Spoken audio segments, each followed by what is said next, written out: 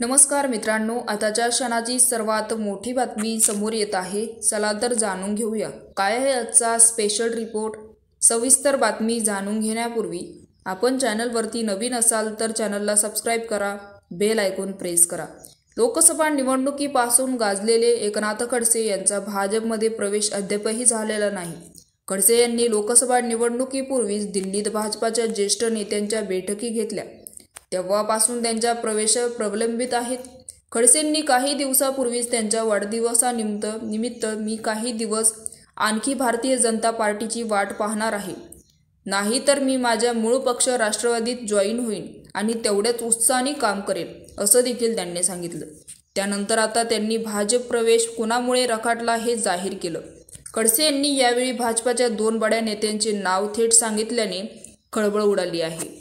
आणि उपमुख्यमंत्री देवेंद्र फडणवीस आणि जळगाव जिल्ह्यातील बडे भाजप नेते गिरीश महाजन यांच्यामुळे आपला भाजप प्रवेश रखडला असल्याचा आरोप देखील खडसे यांनी केला.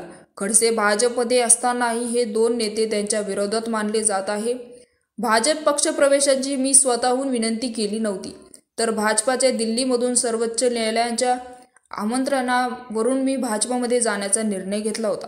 5 महिन्यापासून मी भाजप पक्षप्रवेशाची वाट पाहत असून 5 महिन्यात मला प्रवेश मिळू शकले नसला तरीही मी राष्ट्रवादीत गेलो तर काय बिघडणार आहे, असा सवाल देखील त्यांनी केला. तर मित्रांनो, याविषयी आपलं काय मत आहे आम्हाला कमेंट बॉक्सच्या माध्यमातून नक्कीच कळवा. आणि चॅनलला अजूनही सबस्क्राईब केलं नसेल तर चॅनलला सबस्क्राईब करा, बेल आयकॉन प्रेस करा, जेणेकरून असेच नवनवीन व्हिडिओ आणि राजकीय घडामोडी सर्वप्रथम तुम्हाला या चॅनलवरती बघायला मिळतील. तूर्तास धन्यवाद. जय महाराष्ट्र.